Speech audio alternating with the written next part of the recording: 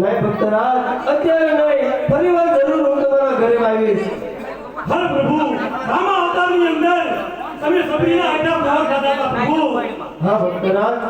કૃષ્ણ અવતારની અંદર તમે વિદુરની ભાજી ખાધી હતી. હા ભક્તરાજ. તો આ મારી ઝૂંપડી પાવન નહીં કરો. ભલે ભક્તરાજ. આ હું તો યાદ ને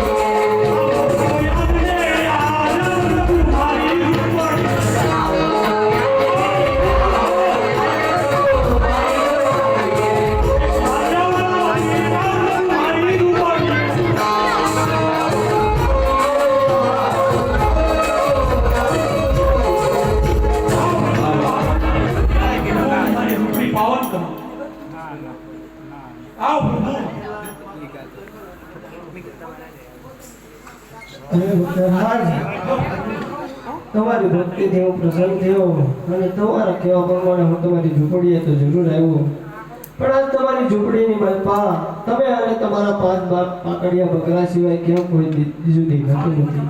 અરે પ્રભુ, આપ તો અંતર્યામી છો, જાણો તો સત્તા શા માટે પૂછો છો? અરે ભક્તરાજ, જે હોય તે સત્ય કહો. અરે પ્રભુ, મારા પાકડા બકરા છે અને હું સૌ હથવારે થઈ, હજી મેં લગ્ન નથી કર્યા પ્રભુ.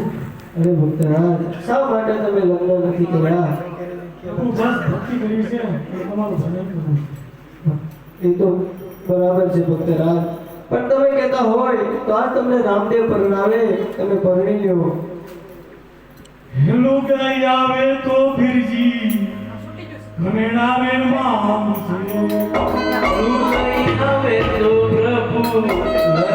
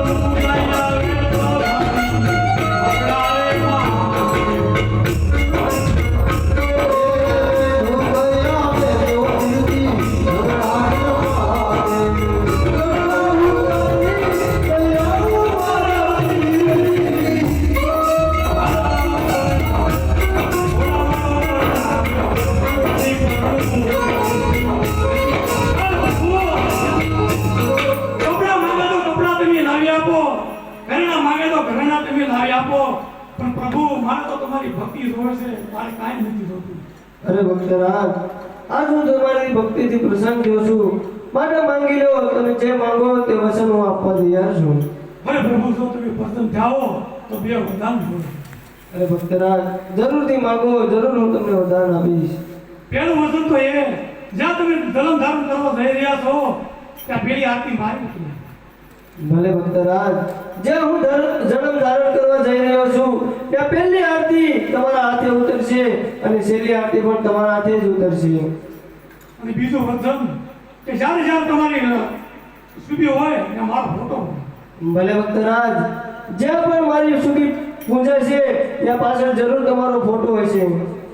ભલે પ્રભુ, હા ખુશીથી પધારો.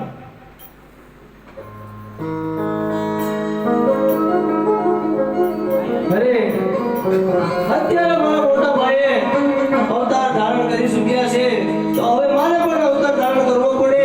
તો લાવ, અત્યારે મહેલમાં 5 કંકુની પગલી પાડું અને માતુશ્રીએ જે દૂધ મૂક્યા છે તો એ દૂધ ઉતારી લાવું.